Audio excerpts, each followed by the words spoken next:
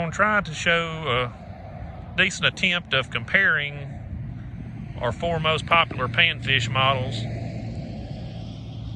Shown on the left is the 1652 V-Stick, VSTK, over here. Then a 1752 panfish, 1856 panfish, and an 1860 Ultimate. We get a lot of phone calls with people that, you know, it's kind of hard to see in the pictures on the internet the exact differences in the boats, so we're going to kind of hit that here today. The three Alweld models, the 1652, 1752, and 1856, are all 100 gauge boats. The 1860, which we build next door here, is a 1/8 inch hull boat. All come standard with aluminum I-beam trailer, as you can see there. I will say up front, these particular boats are all optioned differently.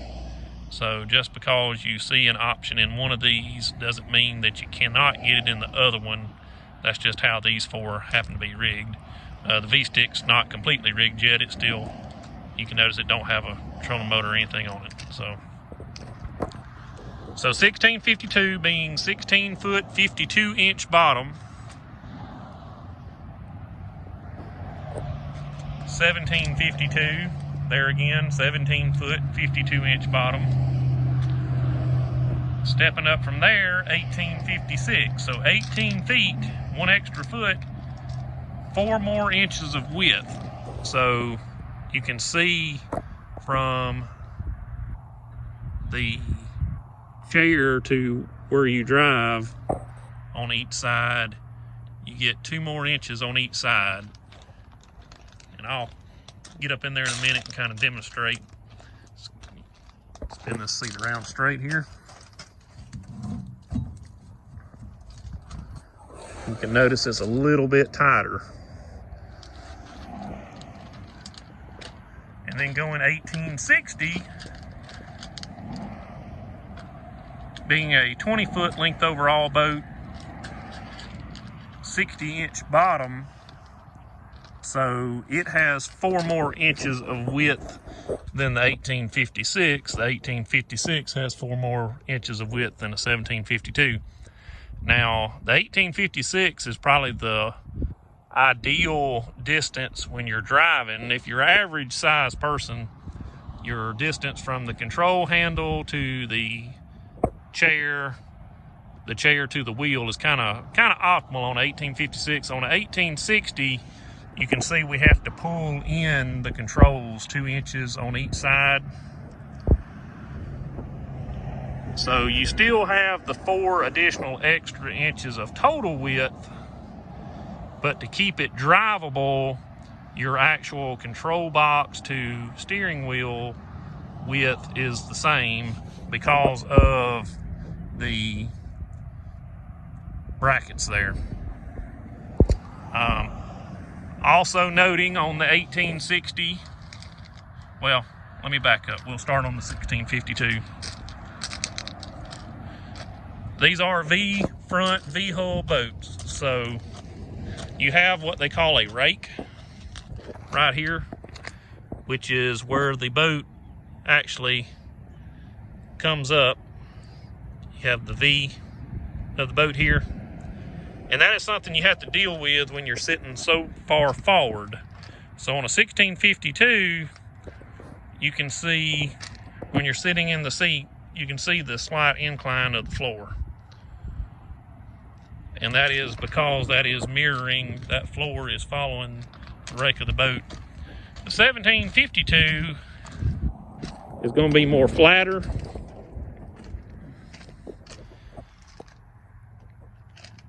It has a slight incline, but it's really not noticeable at all. The 1856 is going to be a little steeper. So you can see it starts to get an incline.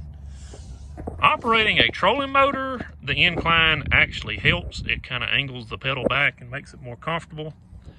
But if you're someone that likes to stand up while you're fishing, you know, some people have a little bit of trouble, you know, standing on the incline, you know, kind of throws them off a little bit. You know, whole design of these boats is to sit down when you're fishing, you know, kind of sit down, never get up. But if you're one of those people that does find yourself standing a lot, we do get a complaint every now and then of the incline on the floor. So on the 1860, there again, bigger boat, it has more rake.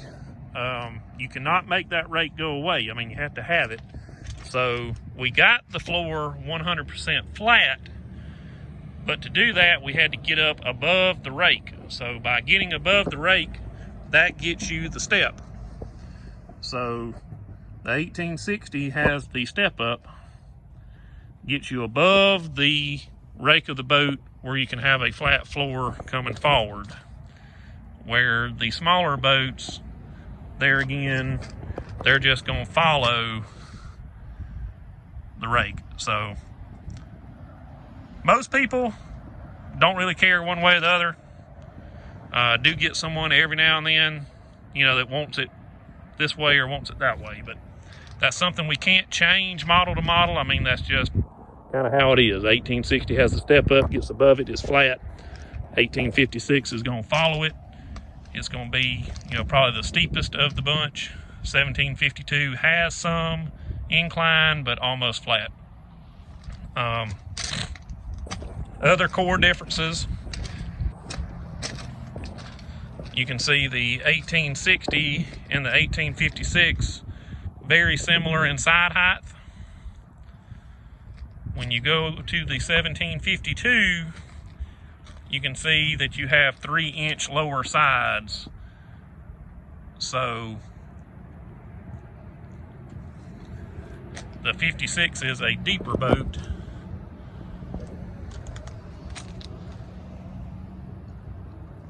Which means you're gonna sit down in it more. So you can kind of see, it's kind of hard to tell in the video, but you can kind of see how the seats sit down in it more. You have more sides that are up higher, you know, makes you feel more secure. You're down in the boat, you're more secure, you got more boat around you. Now, a lot of people don't like that. You know, they like being up out of the boat more. That's kind of where the 1752 shines. You can see how much higher the seats sit on it versus the 1856. And that's just strictly because of the 3-inch side height difference between the two boats. And then you have your 1652 over here. It's going to be pretty similar to the 1752. So that gets kind of the core hull differences out of the way. We'll kind of move to the inside from here. So this is the VSTK series. You can get it optional with or without live well and rod box. So this one has the live well here, but does not have a rod box. You can get the rod box on this boat. If you do, it is a full-length box running basically where that stern light is stowed, from there all the way to the front, and the steering will be incorporated into it, much like what you see on the 17-foot over there. 17-foot comes with the rod box, standard. It has to have it. So back to the V-Stick series, no splash well. You'll see how the larger boats have the splash well welded into them, and they have the lockable, fully enclosed rear lid, whereas the V-Stick has just the flip lid. We'll let the helicopter fly over here.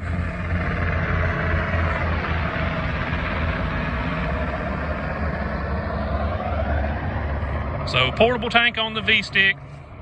All the larger Panfish boats come standard with a permanent tank. Automatic bilge pump on all models. It don't matter which one you get. So flip up rear seat, live well, flip up front seat. We haven't bolted it down yet, but once the boat's finished rigged, that'll be a flip up seat. And then your trolling motor stows there. Move on up to the Panfish series. Your 1752, 1856 are identical as far as components go, just a size difference in the boats. So trolling motor obviously goes here. Have your front compartment, have your front side compartments there. Tackle center in the front seat. You can see the hydraulic wheel over there.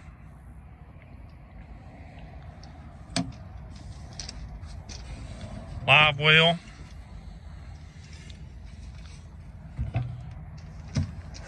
Rear compartment. And your battery compartment. Built-in 10-gallon tank. Plenty of room for all your batteries, power pole pumps, whatever you may have. Tackle storage in the front seat. Flip up the rear seat. And then you have your full-length rod box over there. Rod box goes from the back all the way up to the bow right here.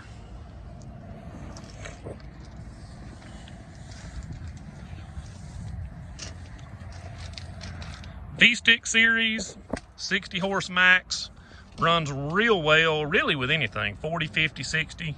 We have done a 25 on them on occasion. Pretty lightweight boat, real good for the smaller rivers, shallow water. We do jets on them from time to time. Just a good lightweight all around boat. 1752, max is at a 70. It's gonna be a mid to upper 30s mile an hour boat with the 70. 40s, 50s, 60s, push it well. 1856, max is at 70, and that's really what that boat needs. Not a lot of money savings to go to the 60. 70 pushes it well, about a 32 mile an hour boat. Planes off quickly with a load. That's just the optimal engine for that boat. This one looks a little different on the inside because it has the CNC cut flooring. That's just an option on this particular boat. You can get this boat with the non-skid floor, just like the boats we've been looking at over here. Those boats you can get with the CNC floor, like this one has. So that's not something specific to any one model. We can do that on any of them. Non-skid's very popular. The foam's very popular. We get it both ways. Now it is the deeper side. You're down in the boat more, but battery compartment's the same. Rod box obviously a foot longer. Other than that, it's the same. Live well, essentially the same. This particular boat has a live scope on the hand scope handle. 93 SV electric anchors. Those are options we can put on any of the models. Not special to this one, it just happens to be that way in this video.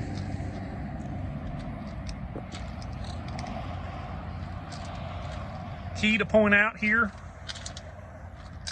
you'll notice on this 1856 where the switch panel is about a foot from the corner of the live well, that is your foot of length. If you look over at the 17 foot, the switch panel is almost touching the live well. So touching there, foot of distance here. So that is your foot of distance in the boats between the 17 and the 18. The live well is a foot further away on an 1856 versus a 1752. I'm gonna sit down in the chair here. Plenty of room, scoot around in the chair.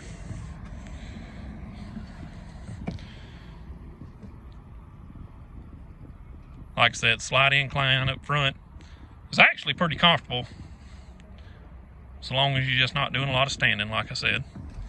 We're gonna hop over to the 1752. A little tighter. Sit in the seat. You do kind of brush the wheel as you spin around. Definitely don't keep you from spinning around, but it is a little tighter, just to be noted. And the V-Stick series is going to be pretty similar to the 17 foot.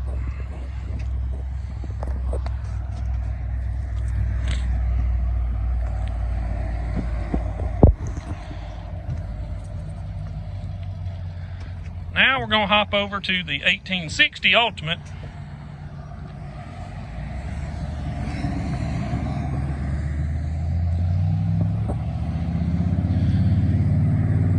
Jumping into this boat, you go from the 10-gallon tank to the 17-gallon fuel cell. A little more room in the compartment. This one has the third seat that's removable. That is optional on the other models as well. Plenty of room for it in 1856 or 1752 if you want a third seat. You can see your step up.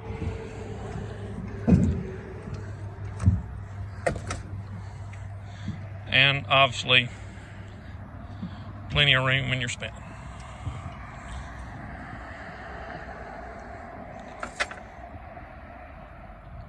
The 1860 does have a 90 horse rating.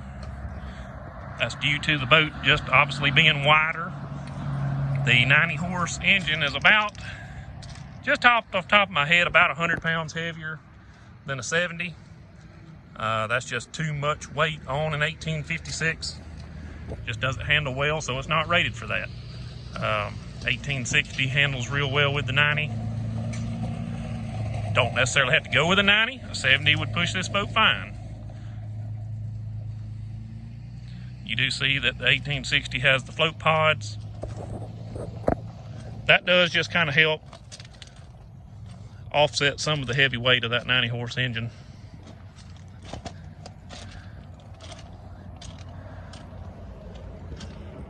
I guess last key difference to note here, the 1860, you will see that the trolling motor is mounted to stow in line with the boat. On the 60-inch bottom, that is the best place for it. If you run it long ways up here like the smaller boats, you just can't, it puts you having to get up on this front deck to stow and deploy the trolling motor, and you don't want to do that. You want to stay in the boat. So this boat is just a lot easier to stow the trolling motor. On the smaller boats, I say smaller, more narrow, the 56 bottom and more narrower, it stows better being along the V.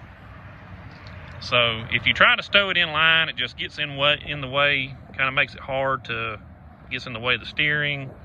It works better on these boats the way we've got it up there like that. And that's why we do that. I mean, the 52s, 56s, 48s, the smaller boats, they need the trolling motor in that manner there.